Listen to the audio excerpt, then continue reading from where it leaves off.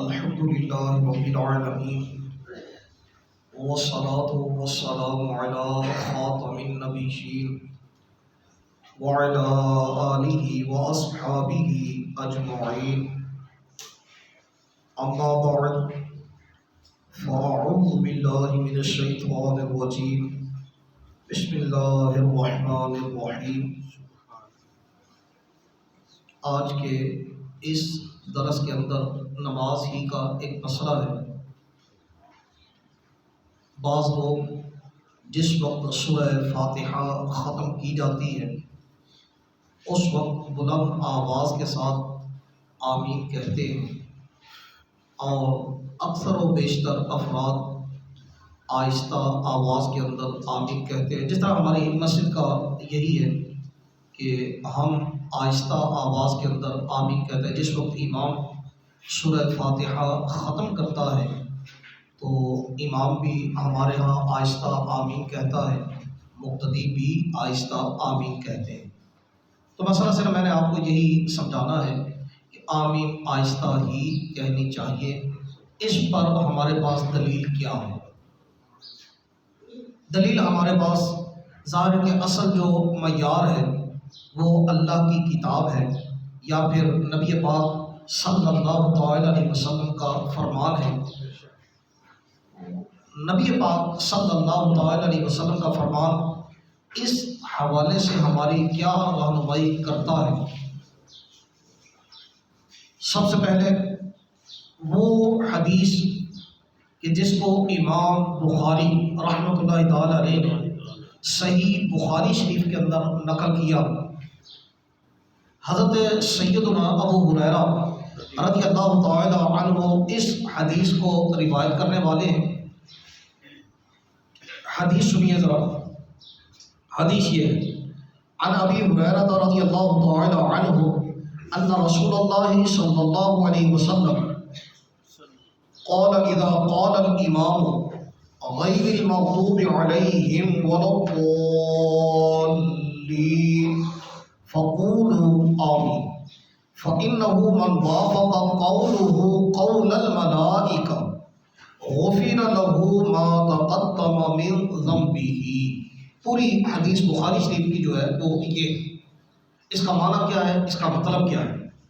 حضرت سیدنا ابو ہریرہ رضی اللہ تعالی عنہ اب فرماتے ہیں کہ بے شک رسول کریم صلی اللہ تعالی علیہ وسلم نے ارشاد فرمایا کہ اذا قال الامام، کہ جب امام غیر المغضوب علیہم ولا الضالین کہے فقولوا آمین، تو تم آمین کہو۔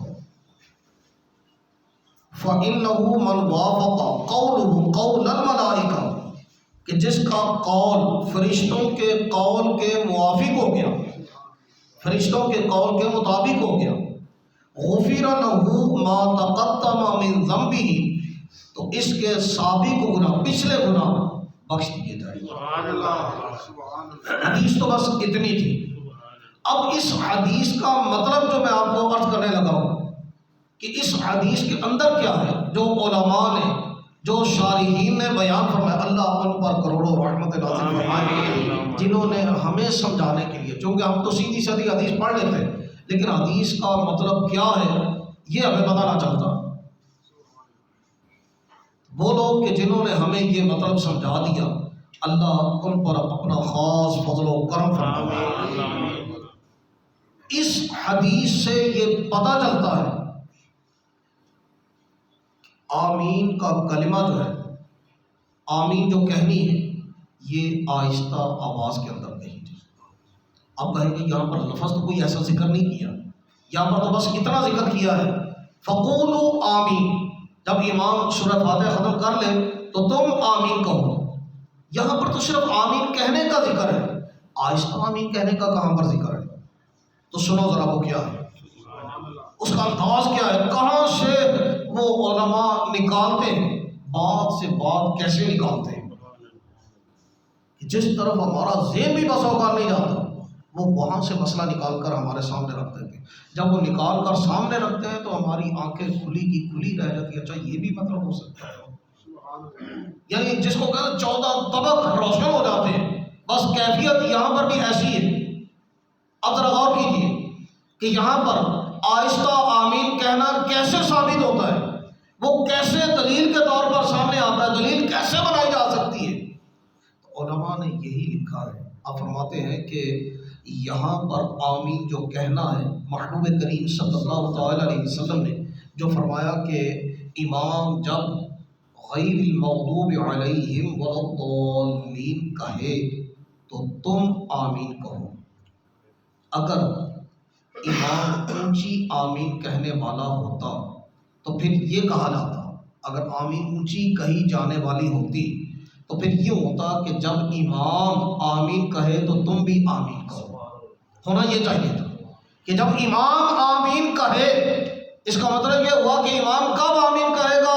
یہ جب بھی آمین کہے گا ان کو سنا جائے گا تو تب یہ بھی آمین کہے گا۔ لیکن یہاں پر یہ نہیں کہا، آمین کہنے کو معلق کیا کس کے اوپر؟ امام کے سورہ فاتحہ ختم کرنے کے اوپر، کہ جب امام سورہ فاتحہ ختم کر لے تو پھر کیا کرنا ہے؟ آمین کہنا۔ اس کا مطلب یہ ہوا کہ سورہ فاتحہ صرف امام نے پڑھنی ہے۔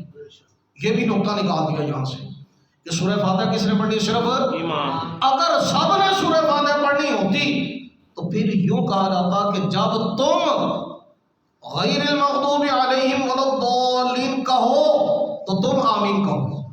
لیکن یہاں پر یہ نہیں فرمایا، یہ فرمایا کہ جب امام غیر المغضوب علیہم ولا الضالین کہے تو تم آمین کہو۔ پتہ چل گیا کہ سورہ فاتحہ پڑھنا صرف امام کا کام ہے، پیچھے مقتدیوں کا یہ کام نہیں۔ اگر مقتدیوں کا کام ہوتا تو پھر اس انداز میں بیان نہ کیا جاتا۔ ایک بات۔ دوسری بات کہ یہاں پر سورہ فاتحہ پر اس کو معلق کیا، امام کے آمین کہنے پر اس کو معلق نہیں کیا۔ اس سے پتہ چلتا ہے کہ امام جو ہے وہ آہستہ آمین کہے گا، مقتدیوں کو پتہ نہیں چلے گا۔ اسی بنا پر یہ کہا کہ جب فاتحہ ختم ہو جائے تو پھر تم نے آمین کہنا، یہ اس کا موقع، اس کا محل ہے۔ اسی بنا پر یہاں پر اس کو آمین پر موقوف نہیں کیا، آمین پر معلق نہیں کیا کہ جب امام آمین کہے تو تم بھی آمین کہو۔ ایک بات۔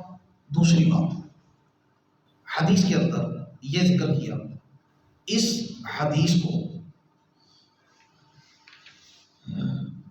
امام حاکم نے المستدرک کے اندر نقل کیا اور حدیث صحیح ہے۔ یہ انہوں نے کہہ کر باقاعدہ طور پر جب حدیث کو نقل کیا، حدیث کو نقل کرنے کے بعد یہ فرمایا کہ یہ حدیث امام بخاری اور امام مسلم کی شرطوں پر ہے، یعنی جو حدیث کو نقل کرنے کی انہوں نے شرائط مقرر کی کہ ہم اس شرط پر جو حدیث اترے گی صرف اسی کو اپنی کتاب کے اندر نقل کریں گے، بخاری کے اندر یا مسلم کے اندر۔ تو فرماتے ہیں امام حاکم، وہ فرماتے ہیں کہ یہ حدیث جو آگے میں آپ کو بیان کرنے لگا ہوں، یہ حدیث جو ہے یہ امام بخاری اور امام مسلم کی شرطوں پر صحیح ہے، لیکن انہوں نے اس کو نقل نہیں کیا کیونکہ ہر صحیح حدیث کو انہوں نے اپنی کتاب کے اندر نقل نہیں کیا، بہت ساری صحیح احادیث انہوں نے چھوڑ بھی دی۔ امام بخاری رحمۃ اللہ تعالی علیہ آپ فرماتے ہیں مجھے 1,00,000 صحیح احادیث یاد ہے، سبحان اللہ، مجھے 1,00,000 صحیح احادیث یاد ہے، لیکن ان میں سے درج کتنی ہے بخاری شریف کے اندر؟ وہ صرف 7,000 کے قریب ہے۔ بخاری کے اندر کتنی ہے؟ صرف 7,000 کے قریب۔ وہ بھی اگر تکرار جو ہے وہ نکال دیا جائے تو باقی صرف 4,000 کے قریب باقی بچتی ہے۔ اگر تعلیقات وغیرہ کو بھی اوپر سے نکال دیا جائے تو پھر تو تقریباً 3,000 سے بھی کم ہو جاتی ہے، یعنی صحیح 1,00,000 احادیث یاد۔ اور یہ نہیں کہا کہ صرف صحیح 1,00,000 ہی ہیں، اس کے علاوہ صحیح کوئی نہیں ہے، یہ نہیں کہا، یہ صرف کہا کہ مجھے 1,00,000 صحیح احادیث یاد ہے۔ تو اس کا مطلب کہ ساری کی ساری بخاری کے اندر نہیں ہے۔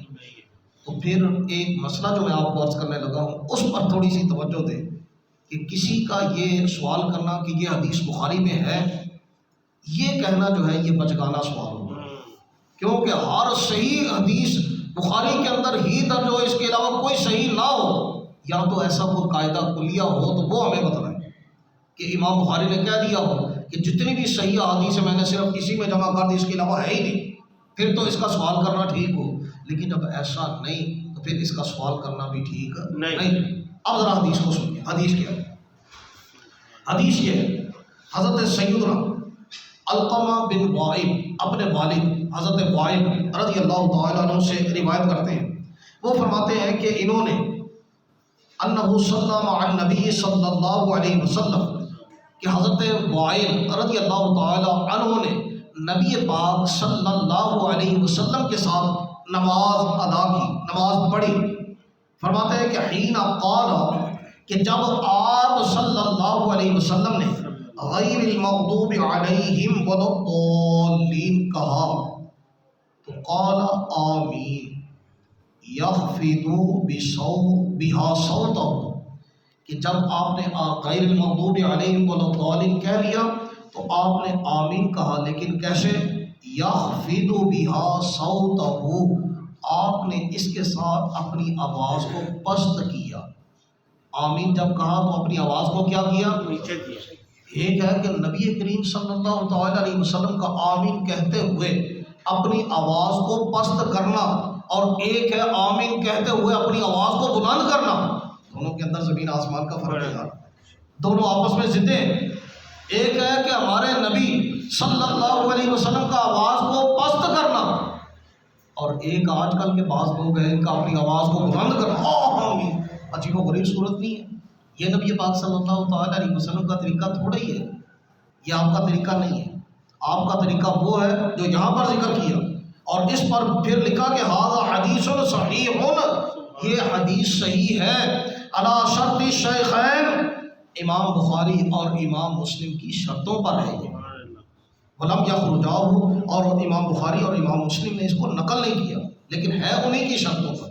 اور پھر امام احمد بن حنبل نے، امام ابو داؤد طیالسی نے، امام ابو یعلا نے اس حدیث کو اپنی اپنی کتاب حدیث کی کتابوں کے اندر بھی درج کیا ہے۔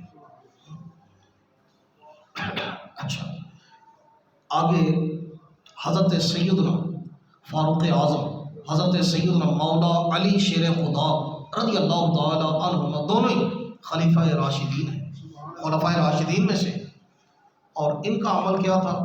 ان کا عمل یہ ذکر کیا، حضرت ابو وائل رضی اللہ تعالی عنہ آپ فرماتے ہیں لم یکن عمر وعلی رضی اللہ تعالی عنہما یجہران بسم اللہ الرحمن الرحیم ولا بآمین۔ حضرت ابو وائل فرماتے ہیں کہ حضرت عمر فاروق، حضرت علی المرتضی شیر خدا رضی اللہ تعالی عنہما، یہ دونوں بلند آواز سے نہ بسم اللہ پڑھتے تھے نہ آمین کہتے تھے، یعنی سورہ فاتحہ شروع کرنے سے پہلے بسم اللہ بھی بلند آواز سے نہیں پڑھتے تھے، اور سورہ فاتحہ ختم کرنے کے بعد آمین بھی بلند آواز سے نہیں۔ اور نبی پاک صلی اللہ تعالی علیہ وسلم نے کیا فرمایا؟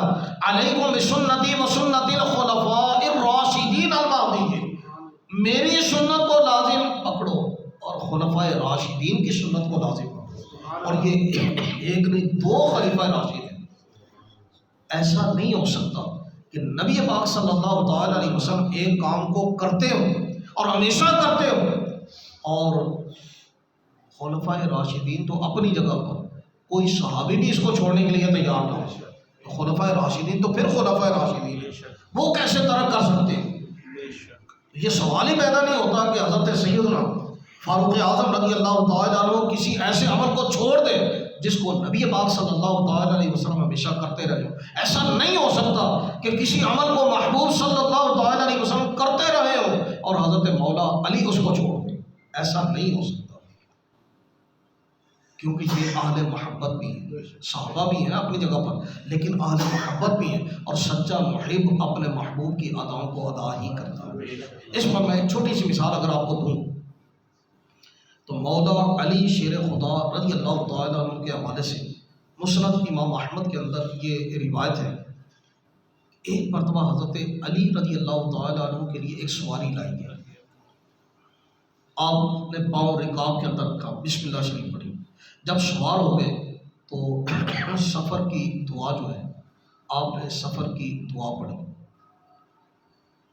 سفر کی دعا پڑھنے کے بعد 3 مرتبہ الحمدللہ، 3 مرتبہ اللہ اکبر، اور پھر اس کے بعد آپ نے ایک دعا پڑھی، سبحانک انی ظلمت نفسی فاغفر لی فانہ لا یغفر الذنوب الا انت، یہ آپ نے دعا پڑھی۔ اس کے بعد حضرت مولا علی مسکرائے، حضرت علی المرتضیٰ مسکرائے، اور پھر فرمانے لگے جانتے ہو میں کیوں مسکرایا؟ اب اس کا جواب دیا، فرمانے لگے ایک مرتبہ محبوب صلی اللہ علیہ وسلم کے لیے بھی سواری لائی گئی، آپ نے بھی پاؤں رکاب کے اندر کا بسم اللہ شریف پڑھی، جب سوار ہو گئے سواری کی دعا پڑھی، اور پھر 3 مرتبہ الحمدللہ، 3 مرتبہ اللہ اکبر، اور پھر یہ دعا پڑھی۔ اس کے بعد آپ مسکرائے، پھر بتلایا کہ جس وقت بندہ یہ کہتا ہے اے میرے رب میرے گناہوں کو بخش دے، گناہوں کو بخشنے والا تو ہی ہے، جب بندہ یہ کہتا ہے کہ گناہوں کو بخشنے والا تو ہی ہے، تو رب تعالیٰ اس بندے سے خوش ہوتا ہے، رب تعالیٰ اس بندے سے راضی ہوتا ہے، خوش ہوتا ہے۔ فرمایا کہ میں اس لیے مسکرایا۔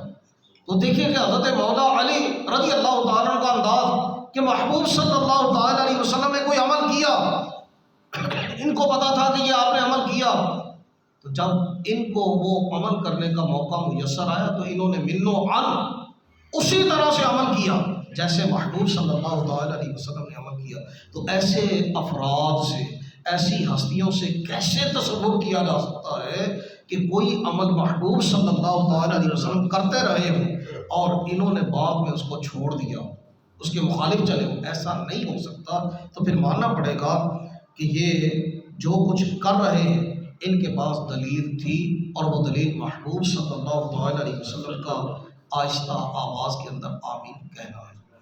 اب اگر کسی حدیث کے اندر بلند آواز کے ساتھ آمین کہنے کا ذکر آ بھی گیا، اس کو کس پر محمول کیا جاتا ہے؟ اس کو شارحین نے، جو بخاری شریف کی شرح لکھنے والے، انہوں نے باقاعدہ طور پر یہ ذکر کیا کہ اس کو محمول کیا جائے گا تعلیم امت پر، کہ آمین کہاں پر کہی جائے گی، آمین کہاں پر کہی جائے گی، اور اس مقام پر یعنی سورہ فاتحہ ختم کرنے پر کیا کہا جائے گا، کہاں پر کہا جائے گا، اس پر اس کو محمول کیا جائے گا، صرف تعلیم پر۔ ورنہ آپ کی عادت کریمہ جو تھی وہ آمین آہستہ کہنے کی۔ یہ تو ہو گیا شرعی طور پر احادیث کی روشنی کے اندر۔ اگر عقل بھی ساتھ دے تو عقلی طور پر بھی یہی سمجھ میں آتا ہے کہ آمین آہستہ کہی جائے۔ عقلی طور پر بھی اگر عقل ہو تو عقلی طور پر بھی یہی ہے کہ آمین آہستہ کہی جائے۔ کیسے؟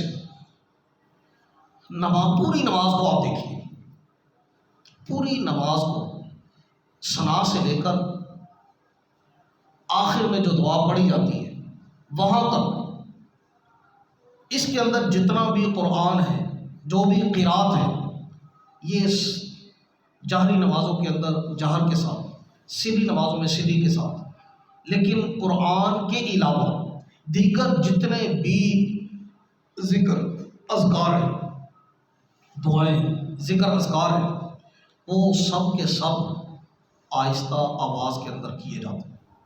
ثنا پڑھتے ہیں تو وہ بھی ذکر ہی ہے آہستہ آواز کے اندر، رکوع کے اندر تسبیحات پڑھتے ہیں وہ بھی ذکر ہی ہے، وہ بھی آہستہ آواز کے اندر، سجدے کے اندر تسبیحات پڑھتے ہیں وہ بھی ذکر ہے، وہ بھی آہستہ آواز کے اندر، تشہد ہے یہ بھی ذکر ہے، یہ بھی آہستہ آواز کے اندر، آخر میں دعائے معصور ہے، وہ اگرچہ قرآن ہے لیکن یہاں پر دعا کی نیت سے پڑھی جا رہی ہے، قرات کی نیت سے نہیں پڑھی جا رہی، تو وہ بھی آہستہ آواز کے اندر ہے۔